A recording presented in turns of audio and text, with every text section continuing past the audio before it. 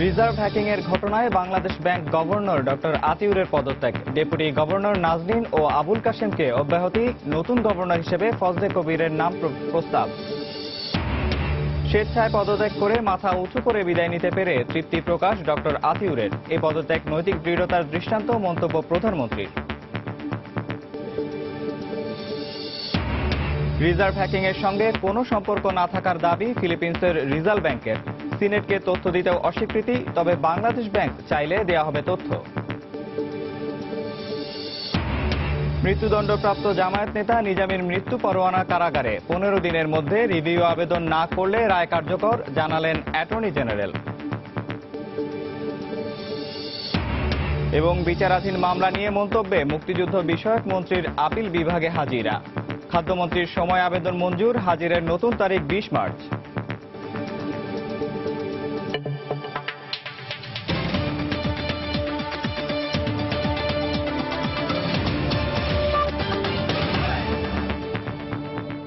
প্রবাসের সময় সঙ্গে আছে আমি নিয়ামতুল্লাহ বাবু। রিজার্ভে টাকা চুরি যাওয়ার ঘটনায় পদত্যাগপত্র জমা দিয়েছেন বাংলাদেশ ব্যাংকের গভর্নর ডক্টর আতিউর রহমান। মঙ্গলবার সকালে প্রধানমন্ত্রীর কার্যালয়ে প্রধানমন্ত্রী শেখ হাসিনার কাছে পদত্যাগপত্র জমা দেন তিনি। আর তার এই পদত্যাগের সিদ্ধান্তকে সাহসী পদক্ষেপ হিসেবে দেখছেন প্রধানমন্ত্রী। এদিকে নতুন গভর্নর হিসেবে সাবেক অর্থ সচিব ও সোনালী ব্যাংকের চেয়ারম্যান ফজলে কবিরের নাম প্রস্তাব করা হয়েছে। গুঞ্জন ছিল সোমবার থেকেই দিল্লি থেকে দেশে ফিরে যে কোনো মুহূর্তে পদত্যাগ করতে পারেন গভর্নর ডক্টর আতিউর রহমান। কিন্তু বিকেলে ঢাকায় পৌঁছে অর্থমন্ত্রী কিংবা প্রধানমন্ত্রী কারোর সঙ্গেই সাক্ষাৎ করেননি তিনি। মঙ্গলবার সকালে সেই গুজবই সত্যি হলো। শেষ পর্যন্ত প্রধানমন্ত্রীর সঙ্গে দেখা করে পদত্যাগপত্র জমা দেন তিনি। যুক্তরাষ্ট্রের federal reserve of new York থেকে বাংলাদেশ ব্যাংকের রিজার্ভের 800 কোটি টাকা চুরি যাওয়ার ঘটনা জানাজানি হবার পর থেকেই মূলত সম্পর্কের টানাপোড়েনের সূত্রপাত। এত বড় একটি ঘটনা ঘটার 1 মাস পরও তা অর্থ মন্ত্রণালয়ের গোচরে না আনার কারণে রোববার অর্থমন্ত্রী ক্ষোভ প্রকাশ করেন। তবে তার এই স্বেচ্ছা পদত্যাগকে প্রধানমন্ত্রী নৈতিকতার এক বিরল দৃষ্টান্ত হিসেবেই দেখছেন বলে জানিয়েছেন প্রেস সচিব। বাংলাদেশ ব্যাংকে একটি অনাকাঙ্ক্ষিত ঘটনার কারণে উদ্ভূত পরিস্থিতির পরিপ্রেক্ষিতে বাংলাদেশ ব্যাংকের গভর্নর ডক্টর আতিউর রহমান আজ সকালে মাননীয় প্রধানমন্ত্রীর কার্যালয়ে সাক্ষাৎ করে পদত্যাগপত্র পেশ করেছেন। প্রধানমন্ত্রী এই পদত্যাগপত্র গ্রহণ করেছেন। এ সময় প্রধানমন্ত্রী বলেন, ডক্টর আতিউর রহমানের এই পদত্যাগ একটি সাহসী পদক্ষেপ, যা নৈতিক মনোবল ও সৎ সাহসের বিরল দৃষ্টান্ত হয়ে থাকবে। প্রধানমন্ত্রী দেশের অর্থনৈতিক উন্নয়নে ডক্টর আতিউরের অনেক অবদান রয়েছে বলে উল্লেখ করে বলেন, বিশেষ করে তার সময়ে রিজার্ভ বৃদ্ধি ও ব্যাংকিং সেবা খাত আরও গতিশীল হয়েছে। সাইবার অপরাধের ধারায় ওয়েবসাইট হ্যাকিংয়ের মাধ্যমে রিজার্ভের অর্থ চুরির বিষয়ে বাংলাদেশ ব্যাংকের অন্যান্য দায়িত্বপ্রাপ্ত কর্মকর্তাদের ব্যাপারেও ব্যবস্থা নেওয়া হবে। সোমবার ব্যাংকিং খাতে বড় ধরনের পরিবর্তনের আভাস দেন অর্থমন্ত্রী। মঙ্গলবার সকালে আনুষ্ঠানিকভাবে সংবাদ সম্মেলনের ঘোষণাও দেন তিনি, কিন্তু গভর্নরের পদত্যাগের ঘোষণার পর তা বাতিল করা হয়। এদিকে আতিউর রহমানের পদত্যাগের ফলে নতুন গভর্নর হিসেবে সাবেক অর্থ সচিব ফজলে কবিরের নাম প্রস্তাব করে অর্থ মন্ত্রণালয়।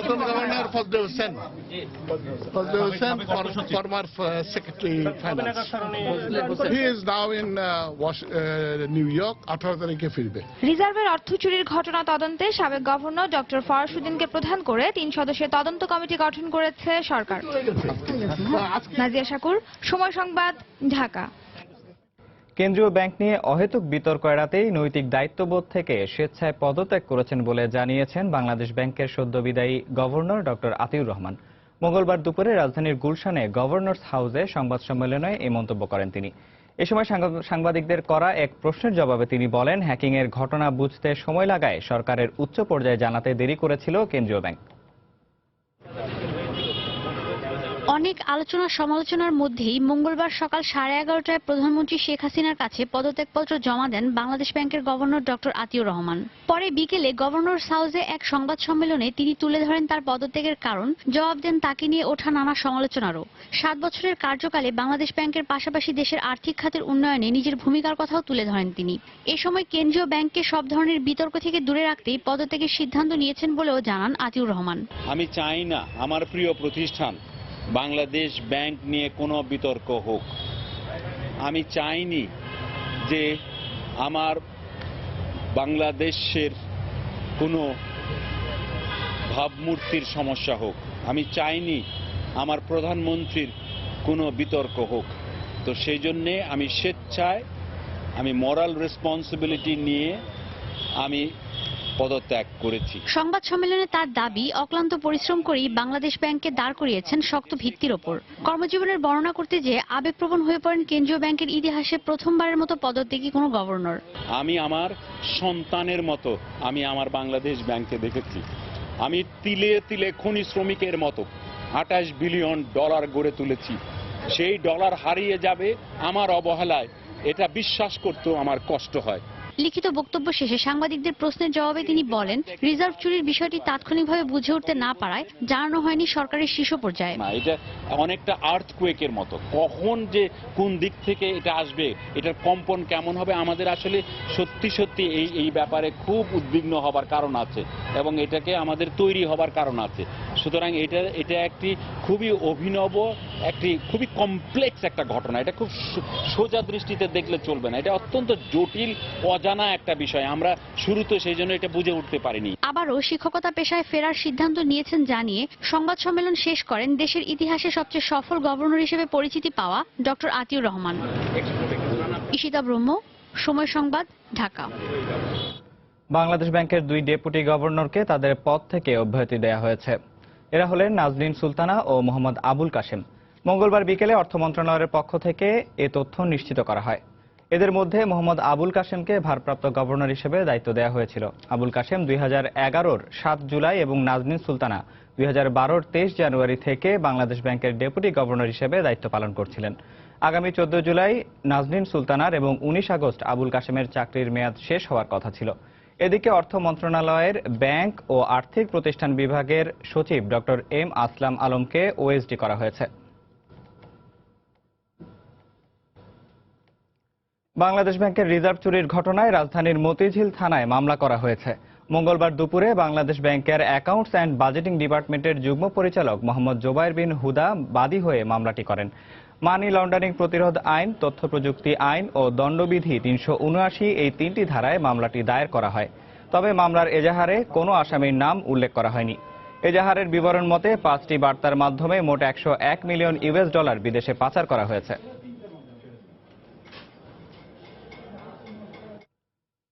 ডক্টর আতিউর রহমানের পদত্যাগের ঘটনাকে সাধুবাদ জানিয়েছেন অর্থনীতিবিদরা।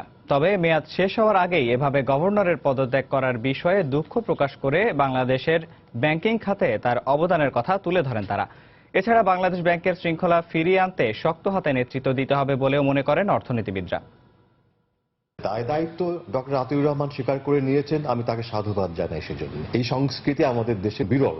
আমি আশা করব যে উনার এই পথ অনুসরণ করে আরো অনেকে পদত্যাগ করা উচিত। উনি কেন্দ্রীয় ব্যাংকে যথেষ্ট অবদান রেখেছেন, ভালো কাজ করেছেন, সুনাম কুড়িয়েছেন।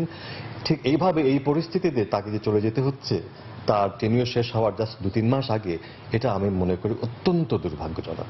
গভর্নর মহোদয় যিনি হন না কেন, বাইরের চাইতে তার উচিত ভেতরে বেশি নজর দেওয়া, যাতে করে নিত্য নতুন নিয়মগুলোকে আধুনিকায়ন করার মাধ্যমে সত্যিকার অর্থে উদ্যোক্তা সমাজকে, ব্যবসায়ী সমাজকে হেল্প করতে পারি। চেইন অফ কমান্ড যাতে কেউ ব্রেক না করতে পারে। বাংলাদেশ ব্যাংকের জন্য প্রয়োজন অর্থ মন্ত্রণালয়ের সাথে আলোচনা ভিত্তিতে, সমঝোতার ভিত্তিতে অপরাপর যারা স্টেক হোল্ডার রয়েছে তাদের সাথে কাজ করে এটা করা। এদিকে ফিলিপিন্সের সিনেটে শুনানিতে রিজার্ভ হ্যাকিং এর সঙ্গে জড়িত থাকার কথা অস্বীকার করেছেন দেশটির রিজার্ভ ব্যাংকের সভাপতি লোরেনজো তান। যদিও সিনেটের জিজ্ঞাসাবাদে ওই ব্যাংকের জুপিটার শাখা ব্যবস্থাপক দাবি করেন হ্যাকিং এ সভাপতির যোগসাজশ রয়েছে। মঙ্গলবার এসব তথ্য প্রকাশ করেছে ফিলিপিন্স সংবাদ মাধ্যম ABS-CBN। সিনেটে লোরেনজো তান নিরাপত্তার দোহাই দিয়ে ব্যাংকের কোনো তথ্য দিতে রাজি না হলেও বাংলাদেশ চাইলে যে কোনো তথ্য দেবেন বলেও জানান তিনি। নিউ ইয়র্কের ফেডারেল রিজার্ভ ব্যাংক থেকে বাংলাদেশ ব্যাংকের রিজার্ভ চুরির ঘটনায় ফিলিপিন্সের অ্যান্টি মানি লন্ডারিং কাউন্সিলের তদন্তে বের হয়ে এসেছে 5টি অ্যাকাউন্টে বিপুল পরিমাণ অর্থ লেনদেনের তথ্য, যার সবগুলোই ছিল মিথ্যা তথ্য দিয়ে খোলা অবৈধ অ্যাকাউন্ট। এর মধ্যে 4টি ফেক অ্যাকাউন্ট থেকে বড় অঙ্কের অর্থ স্থানান্তরের প্রমাণ মিলেছে উইলিয়াম গো নামের এক ব্যবসায়ীর কাছে। যদিও জিজ্ঞাসাবাদে ওই ব্যবসায়ীর দাবি, হ্যাকিং যেদিন ঘটেছে সেদিন তিনি অ্যাকাউন্টই খোলেননি। এদিকে রিজার্ভ ব্যাংকের সব কর্মকর্তার উপস্থিতিতে আয়োজিত শুনানিতে হ্যাকিং এর সঙ্গে নিজের সম্পৃক্ততা নেই বলে দাবি করেছেন ব্যাংকটির প্রেসিডেন্ট লোরেনজো তান। পাশাপাশি ব্যাংকের নিরাপত্তা সংরক্ষণের কারণেই সিনেটকে কোনো ধরনের তথ্য দিতেও অপারগতা জানান তিনি। ফিলিপাইনে অ্যান্টি মানি লন্ডারিং কাউন্সিল যেমন রয়েছে, তেমনিভাবে এখানকার আর্থিক প্রতিষ্ঠানগুলো কিছু বাধ্যবাধকতা মেনে চলে। সম্মানিত তদন্ত কমিটির প্রতি শ্রদ্ধা রেখেই বলছি, আমার প্রতিষ্ঠানের নিরাপত্তা রক্ষার স্বার্থেই আমি বাংলাদেশের রিজার্ভ হ্যাকিং নিয়ে কোনো তথ্য দিতে পারছি না। তবে বাংলাদেশের কেন্দ্রীয় ব্যাংক চাইলে নিয়ম নীতির মধ্যে থেকেই তাদেরকে সব ধরনের সহযোগিতা করতে আরসিবিসির কোনো অসুবিধা নেই। অন্যদিকে তদন্ত কমিটির জেরার মুখে এর আগে হ্যাকিং এর সঙ্গে রিজার্ভ ব্যাংক সভাপতির সম্পৃক্ততার কথা জানান ব্যাংকটির জুপিটার শাখা ব্যবস্থাপক মায়া দেগুইতো। তিনি বলেছেন, লোরেনজোর বন্ধু ক্যাম সিন ওউং অভিযুক্ত অ্যাকাউন্টগুলোর একটির গ্রাহক। এ ঘটনার পরই সোমবার ব্যাংক অ্যাসোসিয়েশন অব ফিলিপিন্সের সভাপতির পদ থেকে সরে দাঁড়িয়েছেন লোরেনজো তান। সম্প্রতি এনবিআই, ফিলিপিন্স সরকার ও অর্থ পাচার বিরোধী পরিষদ এএমএলসি সমন্বিতভাবে এ ঘটনার তদন্ত শুরু করে। প্রাথমিকভাবে প্রকাশিত প্রতিবেদন থেকে জানা গেছে 5 থেকে 9 ফেব্রুয়ারির মধ্যে রিজার্ভ ব্যাংকের সবগুলো ক্লোজ সার্কিট ক্যামেরা ভেঙে ফেলা হয়েছিল। ভুয়া অ্যাকাউন্টগুলো খোলা হয়েছিল গত বছরের 15ই মে। এছাড়া বাংলাদেশ ব্যাংকের পক্ষ থেকে ঘটনা জানার পর গত 8 ফেব্রুয়ারি ওই 4 অ্যাকাউন্টে অর্থ স্থানান্তর বন্ধে রিজার্ভ ব্যাংককে অনুরোধ করার বিষয়টিও উঠে এসেছে তদন্তে। অভিযুক্ত অ্যাকাউন্টগুলো রিজার্ভ ব্যাংক ম্যানেজারের সহায়তায় খোলা হয়েছে বলেও জানিয়েছে সিনেট তদন্ত কমিটি। জুবাইর ফয়সাল, সময় সংবাদ। বাংলাদেশ ব্যাংকের রিজার্ভে হ্যাকিং এর বিষয়ে আরও রিপোর্ট থাকছে সংবাদের পরের অংশে। মৃত্যুদণ্ডপ্রাপ্ত জামায়াত নেতা মতিউর রহমান নিজামীর মৃত্যু পরোয়ানা ঢাকা কেন্দ্রীয় কারাগার ও জেলা ম্যাজিস্ট্রেটের কাছে পাঠিয়েছে আন্তর্জাতিক অপরাধ ট্রাইব্যুনাল। মঙ্গলবার রাত 9:30টায় লাল কাপড়ে মুড়িয়ে মৃত্যু পরোয়ানাটি পাঠানো হয়। এর আগে বিকেলে পূর্ণাঙ্গ রায় প্রকাশ করে আপিল বিভাগ। অ্যাটর্নি জেনারেল জানিয়েছেন, বুধবার থেকে 15 দিনের মধ্যে রায়ের বিরুদ্ধে রিভিউ না করলে এরপরে যে কোনো দিন রায় কার্যকর করা হবে। আফজাল হোসেনের রিপোর্ট। গত 6 জানুয়ারি আলবদর নেতা মতিউর রহমান নিজামীর মৃত্যুদণ্ড বহাল রেখে সংক্ষিপ্ত রায় দেন আপিল বিভাগ। এর 2 মাস পর প্রধান বিচারপতি এসকে সিনহা সহ 4 বিচারপতির স্বাক্ষর শেষে মঙ্গলবার বিকেলে পূর্ণাঙ্গ রায় প্রকাশ করেন আদালত। মঙ্গলবার সন্ধ্যা 6:45টায় রায় পৌঁছায় আন্তর্জাতিক অপরাধ ট্রাইব্যুনালে। এরপর ট্রাইব্যুনালের বিচারপতিরা রায় পর্যালোচনা করে মৃত্যু পরোয়ানা জারি করেন। পরে লাল কাপড়ে মুড়িয়ে মৃত্যু পরোয়ানাটি পাঠানো হয় ঢাকা কেন্দ্রীয় কারাগার ও জেলা ম্যাজিস্ট্রেটের দপ্তরে। জাজমেন্টের কপি আমরা জেল সুপার বরাবর এবং ডিস্ট্রিক্ট ম্যাজিস্ট্রেট বরাবর পাঠিয়ে দিয়েছি। আর অবগতির জন্য আমরা মাননীয় সিনিয়র সচিব স্বরাষ্ট্র মন্ত্রণালয় এবং আইন মন্ত্রণালয়ের মাননীয় সচিব বরাবর আমরা আজকে পাঠিয়ে দিয়েছি। রাত 10টার দিকে মৃত্যু পরোয়ানা পৌঁছায় কেন্দ্রীয় কারাগারে। সিনিয়র জেল সুপার জানান, নিজামী গাজীপুরের কাশিমপুর কারাগারে থাকায় মৃত্যু পরোয়ানাটি দ্রুত সেখানে পাঠানো হবে। এখনো সিদ্ধান্ত হয়নি আনা হবে কি আনা হবে না। আর মৃত্যু পরোয়ানা আমরা যথাসম্ভব দ্রুত পাঠানোর চেষ্টা করব। এমন প্রেক্ষাপটে অ্যাটর্নি জেনারেলের মত, বুধবার থেকে 15 দিনের মধ্যে রায়ের বিরুদ্ধে নিজামী রিভিউ আবেদন না করলে দ্রুত সময়ে ফাঁসি কার্যকর করা হবে। আগামীকাল থেকে 15 দিনের ভিতরে তিনি যদি রিভিউ পিটিশন দায়ের না করেন তাহলে তার মৃত্যুদণ্ড কার্যকর করতে আর কোনো বাধা থাকবে না। কমান্ডার হলেন মতিউর রহমান নিজামী, তারপরের কমান্ডার হলেন আলী হাসান মুজাহিদ এবং তারপরের কমান্ডার হলেন মীর কাসেম আলী। তিনি জানান, রায়ের বিরুদ্ধে রিভিউ করে দণ্ড পরিবর্তন হওয়ার ঘটনা নজিরবিহীন, যা দণ্ড কার্যকর হওয়া যুদ্ধাপরাধীদের রায়ে প্রমাণিত হয়েছে। স্বাভাবিকভাবে বা আফজাল হোসেন, সময় সংবাদ, ঢাকা। প্রবাসের সময় আরো থাকছে। ফেনী ফুলগাজীর চেয়ারম্যান একরাম হত্যার বিচার কাজ শুরু। 56 জনের বিরুদ্ধে অভিযোগ গঠন। 12 এপ্রিল সাক্ষ্য গ্রহণ। আদালত অবমাননার বিষয়ে মুক্তিযুদ্ধ বিষয়ক মন্ত্রী আকম মোজাম্মেল হক আপিল বিভাগে হাজিরা দিয়েছেন। এদিকে খাদ্যমন্ত্রী অ্যাডভোকেট কামরুল ইসলামের সময় আবেদন মঞ্জুর করেছেন উচ্চ আদালত। শুনানি শেষে তাদের দুজনকেই আগামী 20 মার্চ আবারও আদালতে হাজিরের নির্দেশনা দেওয়া হয়েছে। মঙ্গলবার সকালে প্রধান বিচারপতি এসকে সিনহার নেতৃত্বে আপিল বিভাগের 9 সদস্যের পূর্ণাঙ্গ বেঞ্চ এ আদেশ দেন। এর আগে আপিল বিভাগের নির্দেশে সকালে আদালতে হাজির হন মুক্তিযুদ্ধ বিষয়ক মন্ত্রী। আর সরকারি কাজে দেশের বাইরে অবস্থান করায় খাদ্যমন্ত্রী আইনজীবীর মাধ্যমে সোমবার সময় আবেদন করেন। এ বিষয়ে শুনানি শেষে খাদ্যমন্ত্রীর সময় আবেদন মঞ্জুর করে 2 মন্ত্রীকেই 20 মার্চ হাজির হওয়ার আদেশ দেন আদালত। পরে দুই মন্ত্রীর আইনজীবী জানান, প্রধান বিচারপতি ও আদালত নিয়ে মন্তব্যের জন্য খাদ্যমন্ত্রী ও মুক্তিযুদ্ধ বিষয়ক মন্ত্রী নিঃশর্ত ক্ষমা প্রার্থনা করেছেন। আদালতে দুই মন্ত্রীর পক্ষে শুনানিতে উপস্থিত ছিলেন বিশিষ্ট আইনজীবী ব্যারিস্টার রফিকুল হক, সিনিয়র আইনজীবী Abdul Baset Majumdar, advocate Yusuf Hossain Humayun, advocate Abdul Matin Khasru, advocate Azmatullah, barrister Syed Mamun Mahbub, advocate Abul Hossain সহ শতাধিক আইনজীবী। যুদ্ধাপরাধী মীর কাশেম আলীর মামলার রায় নিয়ে সংশয় এবং প্রধান বিচারপতি সম্পর্কে মন্তব্য করায় গত 8ই মার্চ খাদ্যমন্ত্রী এবং মুক্তিযুদ্ধ বিষয়ক মন্ত্রীকে 15ই মার্চ হাজির হওয়ার নির্দেশ দিয়েছিলেন আপিল বিভাগ। জনাব কামরুল সাহেব উনি দেশের বাইরে থাকাতে জাতীয় দায়িত্ব নিয়ে দেশের বাইরে আছেন, ওনার পক্ষে একটা সময় চেয়ে একটা দরখাস্ত দিয়েছি। ওনার ব্যাপারে আমরা আনকন্ডিশনাল অ্যাপোলজি, নিঃশর্ত ক্ষমা আমরা চেয়েছি। কোর্ট আমাদের কথা শুনেছে। আর জনাব হাকিম মুজাম্মেল সাহেব উনি সশরীরে কোর্টে উপস্থিত হয়েছিলেন এবং উনিও সেই নিঃশর্ত ক্ষমা চেয়েছেন। তাই কোর্ট ওইটাকে এই দুটাই অ্যাপ্লিকেশনেই একসঙ্গে শুনানির জন্য আগামী 20 তারিখে ধার্য করেছেন এবং 20 তারিখে দুইজনেই কোর্টে উপস্থিত হবেন। তৃতীয় ধাপে 687টি ইউনিয়ন পরিষদ নির্বাচনের তফসিল ঘোষণা করেছে নির্বাচন কমিশন।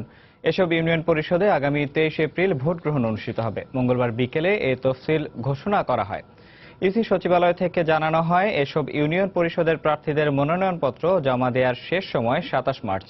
মনোনয়নপত্র যাচাই বাছাই হবে 29 ও 30 মার্চ। প্রার্থিতা প্রত্যাহারের শেষ দিন 6 এপ্রিল। নির্বাচনে জেলা নির্বাচন কর্মকর্তারা রিটার্নিং কর্মকর্তা নিয়োগ করবেন। এদিকে প্রথম ধাপে 732টি ইউনিয়ন পরিষদে 22 মার্চ এবং দ্বিতীয় ধাপে 31 মার্চ 647টি ইউনিয়ন পরিষদে ভোট গ্রহণের কথা রয়েছে।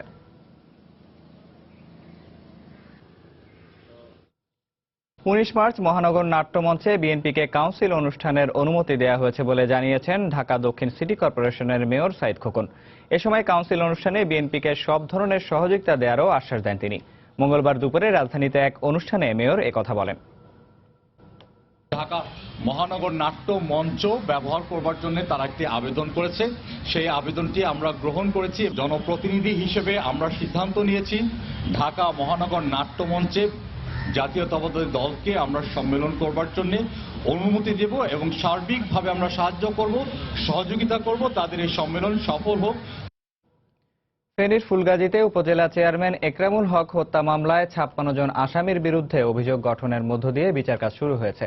মঙ্গলবার দুপুরে জেলা ও দায়রা জজ আদালতের বিচারক দেওয়ান মোহাম্মদ শফিউল্লাহ এই অভিযোগ গঠন করেন। এদিকে সাক্ষ্য গ্রহণের জন্য আগামী 12 এপ্রিল তারিখ নির্ধারণ করেছেন আদালত। গ্রেফতার এবং উচ্চ আদালত থেকে জামিনে থাকা 4 জন সহ 44 জন আসামিকে সকালে কোর্টে হাজির করা হয়। এ সময় আদালতে তাদের মাঝে বেশ কয়েকজন জামিনের জন্য ও কয়েকজন মামলা থেকে অব্যাহতি চেয়ে আবেদন জানান। তবে শুনানি শেষে আদালত তাদের সকল আবেদন নামঞ্জুর করে মামলার পরবর্তী তারিখে সাক্ষ্য গ্রহণ শুরুর নির্দেশ দেন। এর আগে এই ঘটনায় অভিযুক্ত 56 জনের বিরুদ্ধেই চার্জ গঠন করেন আদালত। 2014 সালের 20 মে একরামকে শহরের একাডেমি এলাকায় গুলি করে হত্যা করা হয়।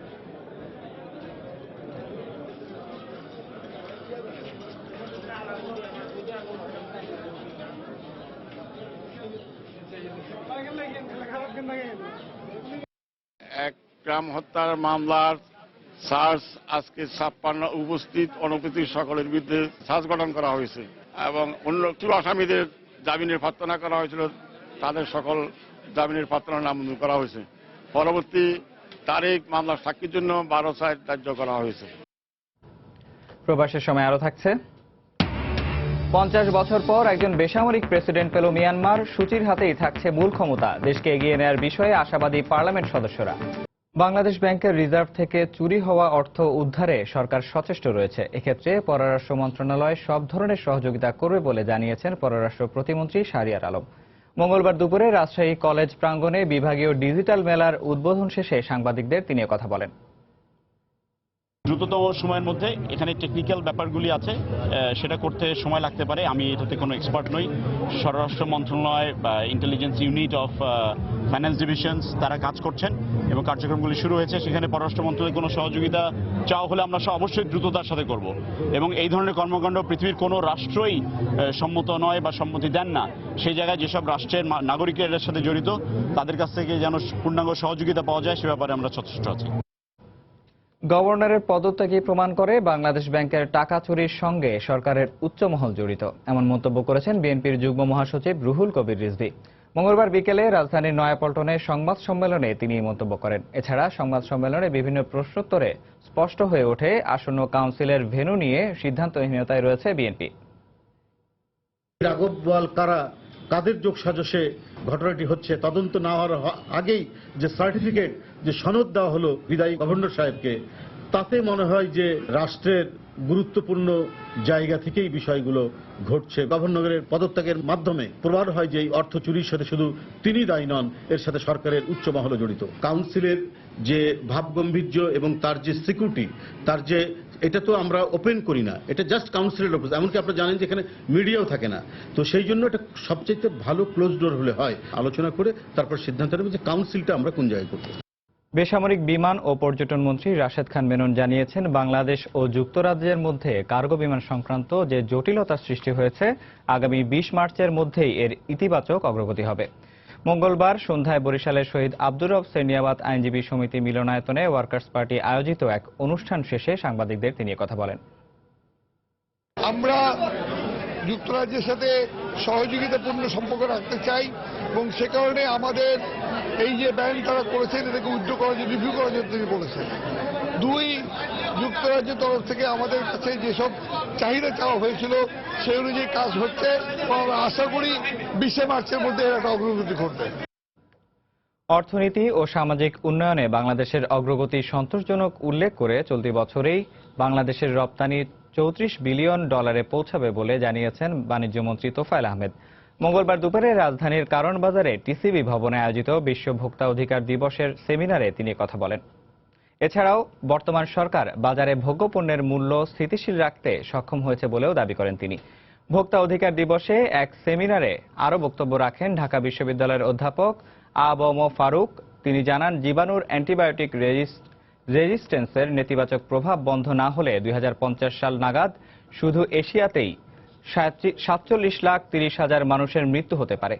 এছাড়াও অ্যান্টিবায়োটিক উৎপাদনের সামর্থ্য না থাকা সত্ত্বেও যেসব ওষুধ কোম্পানি লাইসেন্স পেয়েছে সেটি বাতিলেরও দাবি জানান বক্তারা।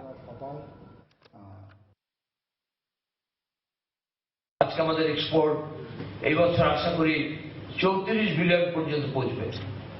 আমাদের রিজার্ভ 28 বিলিয়ন ছাড়িয়ে গেছে। আমাদের রিমিটেন্স বছর 16 বিলিয়ন হবার কথা। আমরা ইতিমধ্যেই মধ্যভাগ দেশে রূপান্তরিত হয়েছি। 2021 সাল আমাদের স্বাধীনতার 50 বছর পূর্তি। আমাদের এক্সপোর্ট হবে $60 বিলিয়ন। শুধু তৈরি পোশাক খাত থেকেই আমরা লক্ষ্য নির্ধারণ করেছি যে $50 বিলিয়ন আমাদের রপ্তানি হবে তৈরি পোশাক। বুধবার থেকে সারা দেশের সব সড়ক মহাসড়কের পাশে অবৈধ স্থাপনা উচ্ছেদে অভিযান শুরু হবে বলে জানিয়েছেন সড়ক পরিবহন ও সেতুমন্ত্রী ওবায়দুল কাদের। মঙ্গলবার দুপুরে রাজধানীতে বিআরটিএর ভ্রাম্যমাণ আদালতের কার্যক্রম পরিদর্শনে গিয়ে সাংবাদিকদের সঙ্গে কথা বলেন মন্ত্রী। তিনি বলেন, সিএনজি চালিত অটোরিকশার ভাড়া নিয়ে বিশৃঙ্খলা সহনীয় পর্যায়ে না আসা পর্যন্ত বিআরটিএর ভ্রাম্যমাণ আদালতের কার্যক্রম চলবে। এর আগে রাজধানীর গুলিস্তানে বিআরটিএর ভ্রাম্যমাণ আদালতের কার্যক্রম পরিদর্শন করেন মন্ত্রী। এ সময় তিনি বেশ কয়েকটি সিএনজি অটোরিকশা ও বাসের ভাড়া নিয়ম মাফিক আদায় করা হচ্ছে কিনা তা পর্যবেক্ষণ করেন। পাশাপাশি লাইসেন্সবিহীন চালক ও ফিটনেসবিহীন যানবাহন ধরতে কঠোর নজরদারির নির্দেশ দেন বিআরটিএর কর্মকর্তাদের।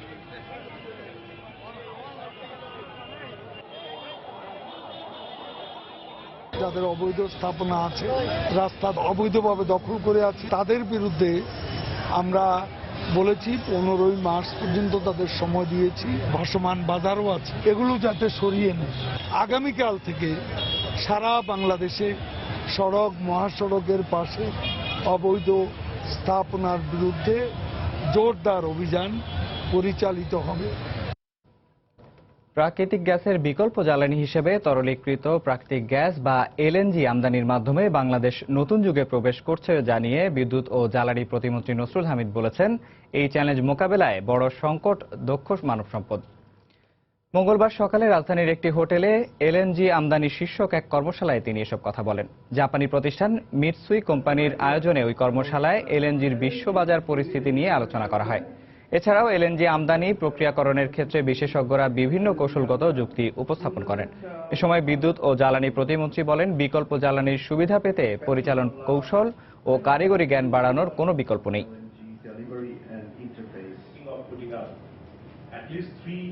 আন্তর্জাতিক প্রসঙ্গ। মিয়ানমারের ক্ষমতাসীন এনএলডি নেতা অং সান সুচির ঘনিষ্ঠজন তিন কিয়াওকে নতুন প্রেসিডেন্ট হিসেবে নির্বাচিত করেছে দেশটির পার্লামেন্ট। এর মধ্য দিয়ে 50 বছরেরও বেশি সময় পর কোনো বেসামরিক ব্যক্তি মিয়ানমারের প্রেসিডেন্ট হলেন। তবে দেশ পরিচালনার মূল ক্ষমতা সুচির হাতেই থাকছে। মঙ্গলবার ভোটাভুটিতে দ্বিতীয় অবস্থানে থাকা সেনাবাহিনী মনোনীত প্রেসিডেন্ট প্রার্থী মিন্টোসোয়ে প্রথম ভাইস প্রেসিডেন্টের দায়িত্ব পালন করবেন। মঙ্গলবার মিয়ানমারের পার্লামেন্টে প্রেসিডেন্ট নির্বাচনের ভোটাভুটিতে জয় পান এনএলডির প্রবীণ নেতা তিন কিয়াও। 652 ভোটের মধ্যে 360 ভোট পেয়ে সেনাবাহিনী মনোনীত প্রার্থী মিন্ট সোয়ে ও এনএলডির অপর প্রার্থী হেনরি ভান থিওকে হারান কিয়াও। 200 ভোট পেয়ে দ্বিতীয় অবস্থানে থাকা সোয়ে প্রথম ভাইস প্রেসিডেন্ট ও 79 ভোট পাওয়া থিও দ্বিতীয় ভাইস প্রেসিডেন্টের দায়িত্ব পালন করবেন। তিন কিয়াও সর্বোচ্চ সংখ্যক ভোট পাওয়ায় তিনি মিয়ানমারের পরবর্তী প্রেসিডেন্ট নির্বাচিত হলেন। এ মাসের শেষ দিকে মিয়ানমারের বর্তমান প্রেসিডেন্ট থান শোয়ের পদত্যাগের পর তিন কিয়াও 1 এপ্রিল থেকে তার কার্যদিবস শুরু করবেন। তিনি দেশটির গণতন্ত্রপন্থী নেতা সুচির ঘনিষ্ঠজন হিসেবে বেশি পরিচিত। মাত্র 2 মাস আগে এনএলডির রাজনীতিতে হাতেখড়ি হওয়া 70 বছর বয়সী এই নেতাকে বিভিন্ন সময় সুচির গাড়ি চালক হিসেবে দায়িত্ব পালন করতেও দেখা যায়। গেল নভেম্বরে মিয়ানমারের জাতীয় নির্বাচনে অং সান সুচি নেতৃত্বাধীন এনএলডি নিরঙ্কুশ সংখ্যাগরিষ্ঠতা লাভ করে। তবে সেনা সমর্থন পুষ্ট সরকারের প্রবর্তিত সংবিধানের বাধ্যবাধকতার কারণে প্রেসিডেন্ট হতে পারেননি সুচি। এ অবস্থায় দেশটিতে প্রধানমন্ত্রীর কোনো পদ না থাকলেও শক্তিশালী সেনাবাহিনীর সঙ্গে সমঝোতার ভিত্তিতে সংবিধানে সংস্কার এনে সুচি প্রধানমন্ত্রীর দায়িত্ব পালন করতে পারেন বলে জানায় গণমাধ্যম। মিয়ানমারে 50 বছরের সেনা শাসন শেষে 2011 সালে একটি বেসামরিক সরকার দেশটির ক্ষমতা গ্রহণ করে। নামে মাত্র বেসামরিক হলেও ক্ষমতা গ্রহণের পর থেকেই রাজনৈতিক সংস্কারের মধ্য দিয়ে দেশে গণতান্ত্রিক পরিবেশ ফিরিয়ে আনার প্রতিশ্রুতি দিয়ে আসছিলেন সাবেক জেনারেল প্রেসিডেন্ট থান শোয়ে। রিয়াদুল ইসলাম, সময় সংবাদ।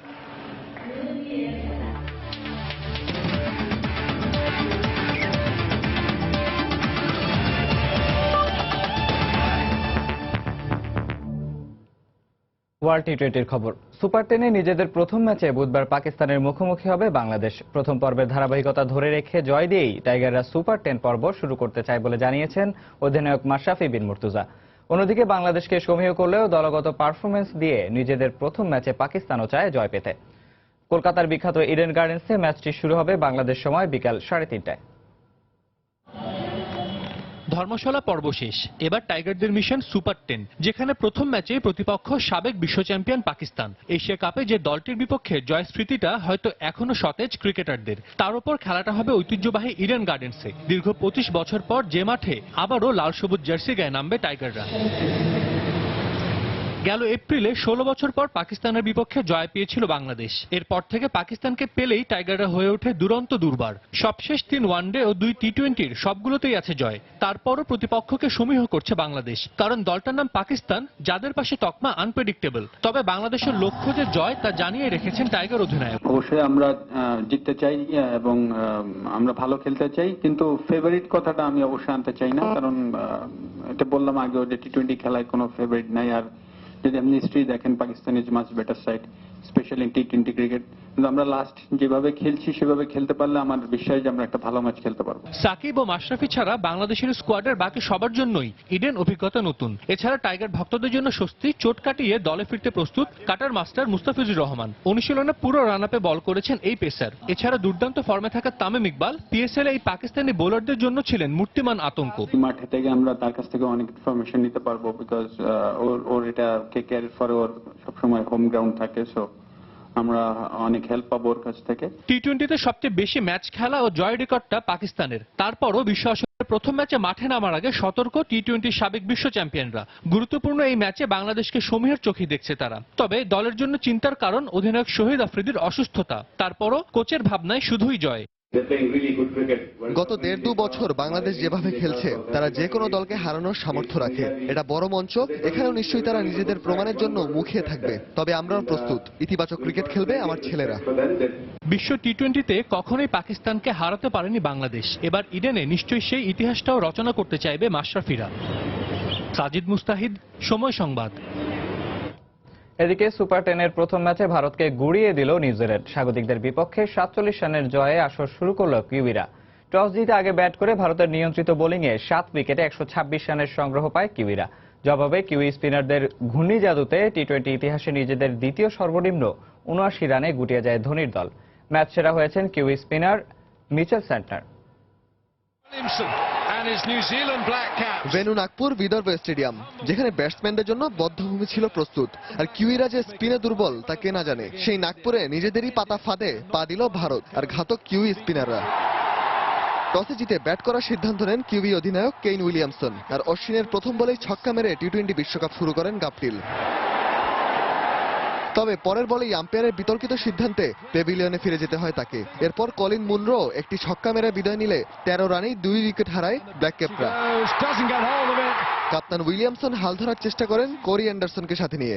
16 বলে 8 রান করে হতাশ করেন কেইন।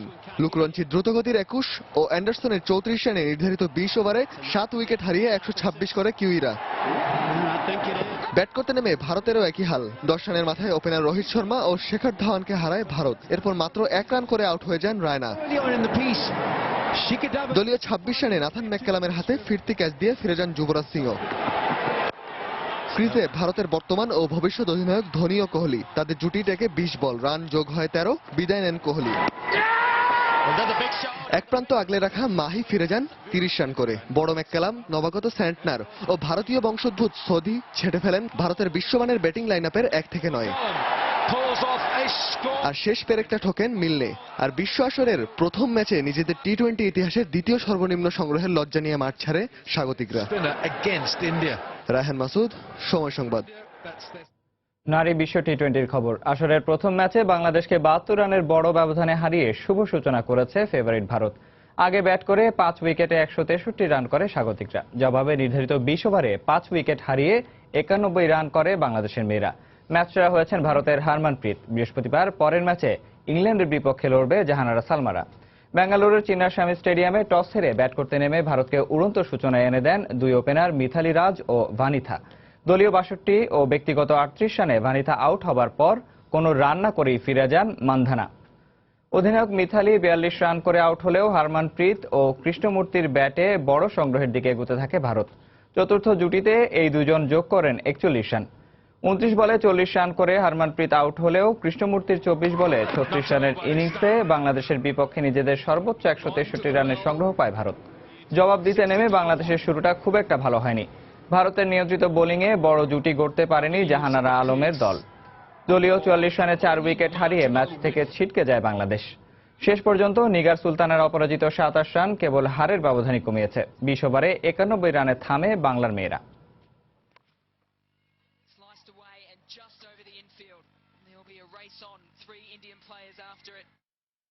এ পর্যায়ে শীর্ষ সংবাদ জানিয়ে দিচ্ছি আরেকবার। রিজার্ভ হ্যাকিং এর ঘটনায় বাংলাদেশ ব্যাংক গভর্নর ডক্টর আতিউরের পদত্যাগ। ডেপুটি গভর্নর নাজনীন ও আবুল কাশেমকে অব্যাহতি, নতুন গভর্নর হিসেবে ফজলে কবিরের নাম প্রস্তাব। স্বেচ্ছায় পদত্যাগ করে মাথা উঁচু করে বিদায় নিতে পেরে তৃপ্তি প্রকাশ ডক্টর আতিউরের। এ পদত্যাগ নৈতিক দৃঢ়তার দৃষ্টান্ত, মন্তব্য প্রধানমন্ত্রীর। রিজার্ভ হ্যাকিং এর সঙ্গে কোনো সম্পর্ক না থাকার দাবি ফিলিপিন্সের রিজার্ভ ব্যাংকের। সিনেটকে তথ্য দিতেও অস্বীকৃতি, তবে বাংলাদেশ ব্যাংক চাইলে দেয়া হবে তথ্য। মৃত্যুদণ্ডপ্রাপ্ত জামায়াত নেতা নিজামীর মৃত্যু পরোয়ানা কারাগারে। 15 দিনের মধ্যে রিভিউ আবেদন না করলে রায় কার্যকর, জানালেন অ্যাটর্নি জেনারেল। এবং বিচারাধীন মামলা নিয়ে মন্তব্যে মুক্তিযুদ্ধ বিষয়ক মন্ত্রীর আপিল বিভাগে হাজিরা। খাদ্যমন্ত্রীর সময় আবেদন মঞ্জুর, হাজিরের নতুন তারিখ 20 মার্চ।